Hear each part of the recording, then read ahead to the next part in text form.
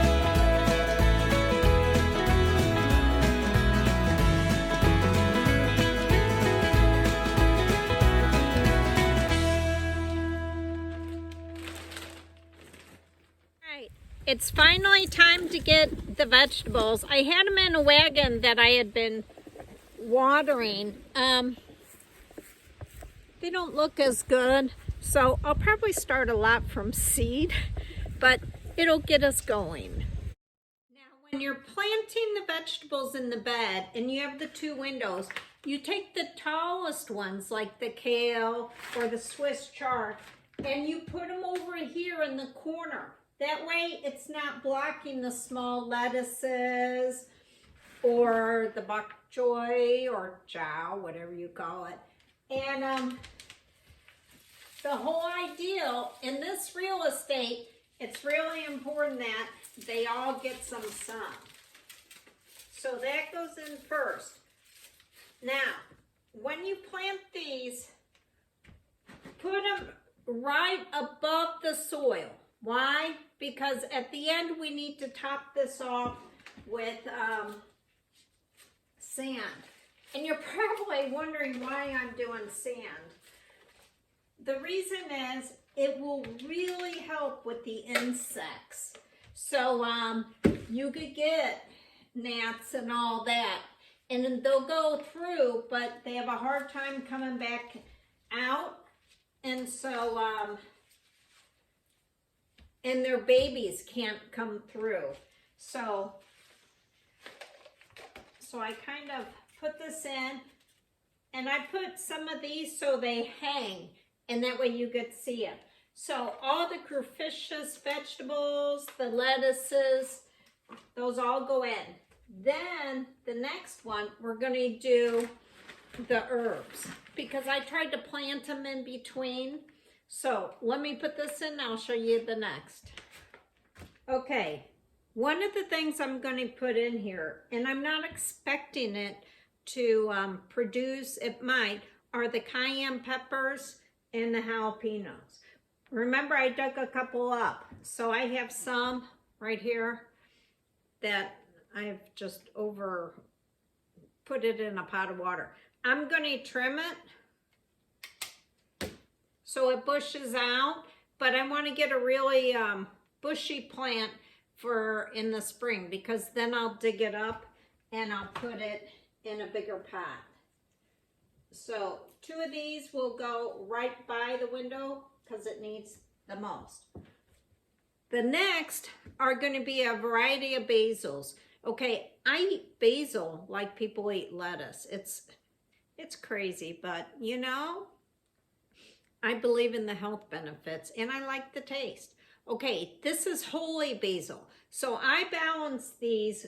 Both sides have holy basil on each side, because remember, this is inside. You want it to look nice. All right. Then is just the regular Italian basil. And a lot of the basils could get really tall, so make sure you trim it on a regular basis. And my favorite, this goes into a lot of my teas, is Thai basil. It smells amazing. And the other one we're putting in is lemon basil. So even if nobody eats anything, they'll want to sit over here because it'll smell amazing.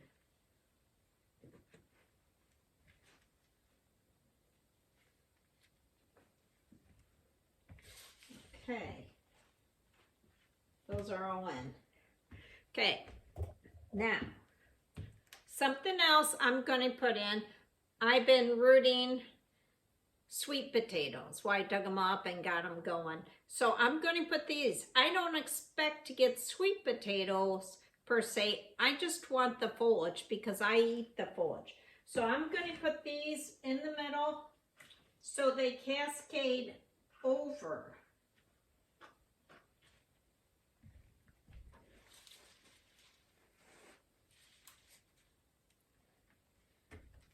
Okay, so it's really going to fill out nice. Now, something else. This is an edible garden. So can we have flowers? Yes. If you know me, you know we're going to have flowers. I love flowers. So I tried to get something that was going to fit with the holiday season. So I wanted the red and the velvet color. So these will grow inside, and what's great is I can use the flowers to garnish my food. So those all get snuck around the border. Oh, I love this one. It's got that velvet look of burgundy. I don't know what color that is, with yellow. That's really cute.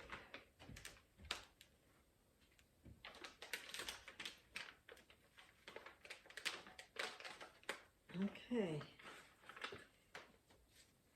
So this will be edible, smell good, and it'll look beautiful. Okay. I'll finish that later. And the last thing that we want to put in is garlic bulbs. Now, a lot of people say garlic won't grow unless it has a cold spell. Put it in the refrigerator. I keep mine in the refrigerator anyway a lot of times because of the amount of plants that come in here, and I don't want any insects on it. So fruit flies or anything else. Take it out of the refrigerator after a few weeks, then just separate it and plant it all around. And that way, you know, you'll get garlic.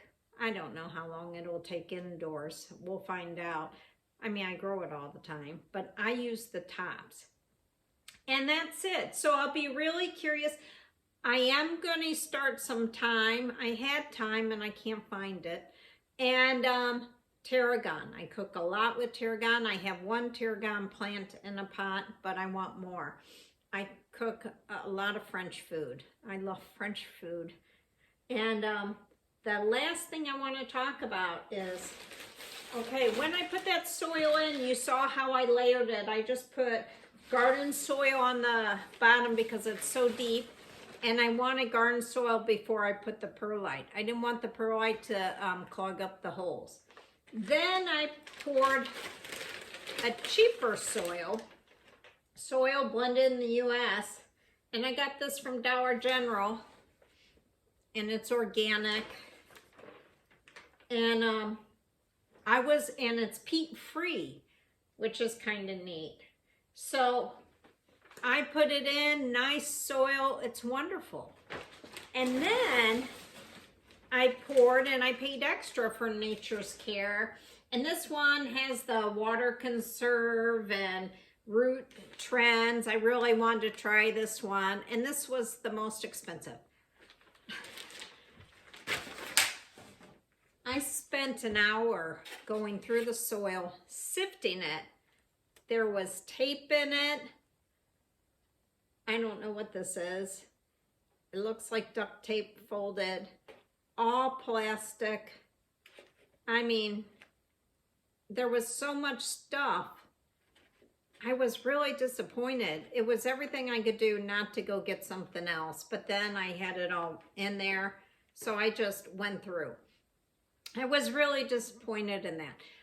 Okay, am I going to blame Miracle-Gro? Yeah, a little bit, but I'm also going to blame us because I go to the area where they dump a lot of leaves and they just come in trucks and they take it for mulch. Every time I go there, people are throwing their containers with the plants. Like, I got to show you this one. I mean, isn't this great? They just throw them away. Well, that's fine if they want to throw the plants in, although you should put a sign on your street and say free plants. And then if nobody takes it, then throw it away. But don't throw the containers in there. They have to go into a recycler. So and there's plenty of those, you could just throw them in. And so it's kind of our fault too. So I don't think they have a way to sift. Although that cheaper brand didn't have any, so it makes you wonder. So maybe I'll send a picture, but that was a large quantity and it took me a long time to sift that because I don't want that plastic in my food. At first I thought it was the KETER planter that breaks so easy, but no. I can't blame KETER for that one. But this Sabrina from Campbell's Freedom Farm. So we'll just keep adding to this. I even thought about putting a couple of my coffee bushes in here and to see how they produce or if they would overtake the whole thing. But this Sabrina from Campbell's Freedom Farm, start your indoor garden for the winter. It gives you some dew. It brings in a lot of great smells and a lot of flavors in your food. And this winter, I'm going to show you a lot of great recipes. See you then.